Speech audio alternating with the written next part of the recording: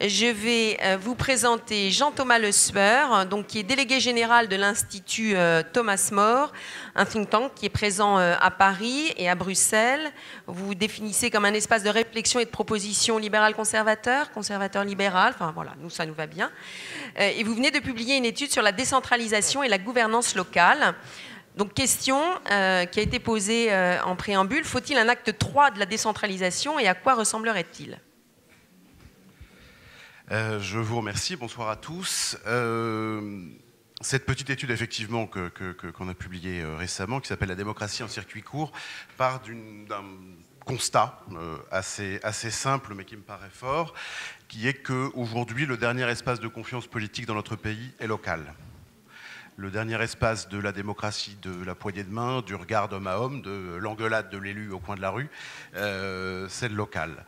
Alors, parier, je vais y venir, sur précisément investir sur le local, ça n'est pas résoudre tous les problèmes du pays, qu'on s'entende bien, mais je pense que c'est en résoudre une partie et renouer le fil de la confiance politique qui permettra, je l'espère, de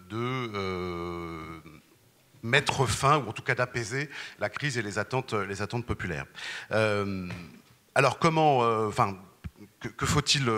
par où faut-il commencer, si je puis dire? Je dirais qu'en fait, il y a 3 axes. Le premier, très clairement, c'est la réforme de l'État. On ne va pas y passer beaucoup de temps. Nous savons tous dans cette salle à quel point l'État français est devenu tentaculaire, à quel point il n'a pas été réformé depuis 40 ans. On dépense aujourd'hui 260 milliards d'euros de plus que les Allemands rapportés à la même population. Je ne crois pas que les Allemands n'aient aucun service public à leur disposition. Nous savons le rôle tatillon que jouent les préfets sur le terrain à l'égard des élus qui n'en peuvent mais. Bref, les exemples sont innombrables. Le premier axe est très clairement aujourd'hui une profonde et puissante réforme de l'État qui n'a pas été faite, alors non seulement quand la droite était au pouvoir, très insuffisamment, évidemment pas sous François Hollande, mais pas non plus depuis 2 ans. Hein. On ne va pas se gargariser de chiffres à l'heure qu'il est, mais enfin, nous savons bien que depuis 2 ans, on ne baisse pas sérieusement le nombre de fonctionnaires, on ne baisse pas la dépense publique, elle a même augmenté dans le PLF, dans les deux PLF passés. Donc la première chose, c'est fondamentalement réformer l'État pour en finir avec le réflexe centralisateur. Ensuite, évidemment, c'est lié, c'est décentraliser franchement. Donc, acte 3 de la décentralisation, 100 fois oui. On sait aujourd'hui, c'est quand même tout ça est très documenté, qu'il y a de nombreuses missions aujourd'hui assumées par l'État ou des agences de l'État ou de l'État sur les territoires à travers la déconcentration qui peuvent et qui doivent, à mon avis, être assumées par une multiplicité d'acteurs, hein, pas seulement les collectivités territoriales, ça peut être le secteur privé, ça peut être le monde associatif, ça peut être les familles, ça peut être le secteur d'économie sociale et solidaire. Bref, il y a pas mal de touches sur le piano de la décentralisation sur lequel on peut appuyer, mais fondamentalement, oui, il faut décentraliser franchement pour faire respirer la France. Excusez-moi, j'ai l'esprit d'escalier, je voulais dire qu'il y a un exemple que j'ai découvert récemment, l'ARS, l'Agence régionale de santé de PACA, est aujourd'hui composée de 1082 salariés.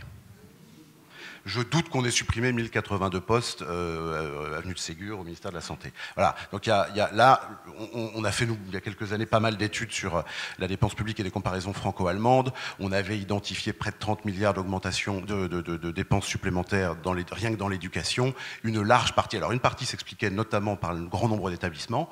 La France a beaucoup de communes. Chaque commune s'efforce de conserver son école. C'est un choix après politique, un choix d'aménagement du territoire qui est très louable. Ça a un coût, si on est prêt à l'assumer très bien, mais on avait aussi identifié qu'une quinzaine de milliards venaient des surcoûts administratifs, c'est-à-dire des strates administratives. Donc, si on prend l'exemple de l'éducation, il faut évidemment pas, alors on pourrait rentrer dans le détail, ça n'est pas sur le personnel enseignant qu'il y a beaucoup de gras à faire, encore qu'à certains endroits c'est le cas, mais c'est clairement sur le personnel, les strates administratives. Donc voilà, donc décentraliser, il y a de nombreux secteurs, encore une fois, on pourrait y revenir si vous le voulez, mais je vais vite compte tenu de l'heure, il y a de nombreux secteurs sur lesquels c'est possible. Et puis enfin, je pense qu'il faut, ça a été beaucoup dit ce soir, faire respirer le pays et inventer des outils démocratiques. Donc moi je suis très favorable au RIC ou au RIP, peu importe, au moins local. Je pense que c'est assez indispensable. Madame le professeur Le Pourrier tout à l'heure a souri au sujet de la démocratie suisse. Moi je ne souris pas. Je pense que c'est assez sain d'abord de convoquer régulièrement le peuple, même s'il ne vient et ne participe qu'à 40 ou 50%. Je pense que c'est assez sain et assez mature d'interroger les Français et les citoyens d'une commune sur des sujets qui ne sont certes pas des grands sujets d'empoignade et des grands sujets doctrinaux. C'est vrai qu'en France, on a une passion pour des débats infinis sur la République, la laïcité, l'identité, etc., qui sont des sujets importants. Mais enfin, s'interroger sur des choix stratégiques pour une commune en matière d'environnement, d'urbanisme, etc., ne sont pas des sujets mineurs non plus ni intéressants. C'est la meilleure école démocratique qui soit.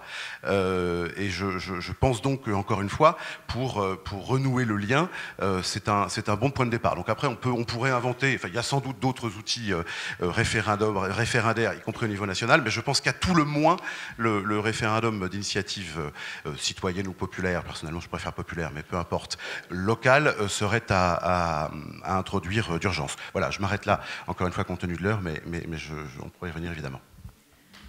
Merci beaucoup.